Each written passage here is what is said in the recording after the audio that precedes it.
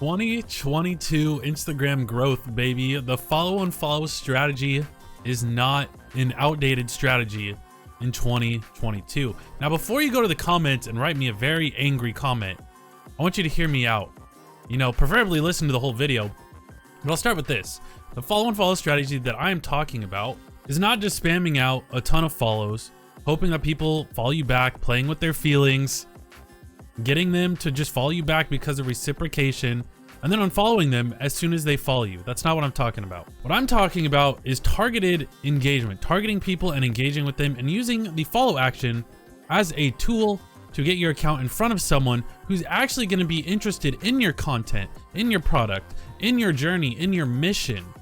Getting your account in front of them so that hopefully they can find your account, whereas maybe they wouldn't have found your account otherwise. Before I get into this, I should mention that I do own an Instagram growth agency where we grow our clients' account by 300 all the way up to 1,200 real and targeted followers every single month. If you're interested in learning more and seeing if my service could be a good fit for you, definitely email me. My email is down below in the description. It's funny because I see a lot of YouTube videos where people are bashing on the follow unfollow strategy. And I think it's funny that they bash on this strategy because it is the most consistently good way to grow an account if you do it the right way, not if you're just spamming people and you're gonna unfollow them as soon as they follow you. It's a good way to grow your community and meet the people that are gonna be interested in your journey and your mission, right? And you shouldn't just be following. You can mix in liking and commenting, actually try and create a relationship with this person, right? The follow action is just one of the many actions that you can use to create a relationship, create some rapport, get in front of someone, right? So for my clients right now, I help them with the follow actions, with liking, story viewing, all that kind of stuff. Any action that can help get them in front of someone so that then they can nurture that relationship, turn that person into someone that's going to value that community, turn them into sales. Now, on our clients' behalf, we do engage with about 3,000 people a month, 2,000 to 3,000 people a month, and that typically does turn into 300 all the way up to 1,200 real and targeted followers a month. Now, whether you're doing this with my service or you're going to be doing this on your own, which I do recommend you trying to do this on your own, you shouldn't just be spamming out the follows, right? So make sure that you're following the limits that Instagram has set.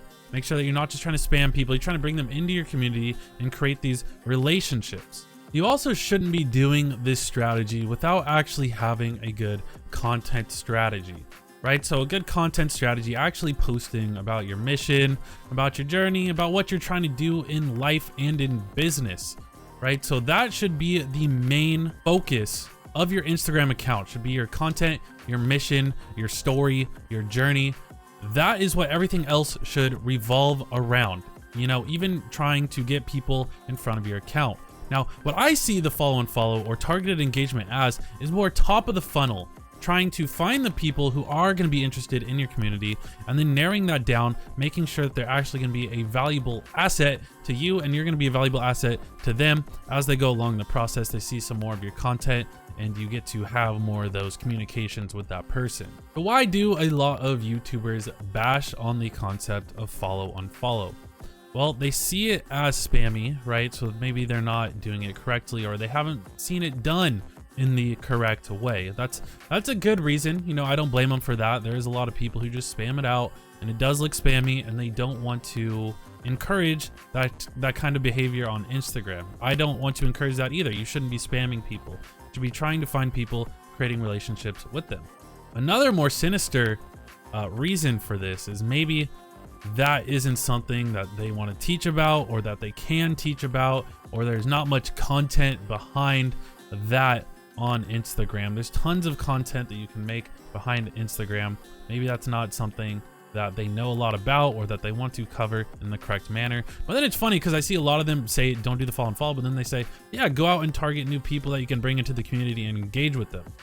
Those are basically the same things. They're just saying they don't want you to use that follow action. So they don't want you following anyone for some reason. They just want you commenting and liking, which is fine. You can do that. I think that you should be doing all these actions. You should be liking the content that you like.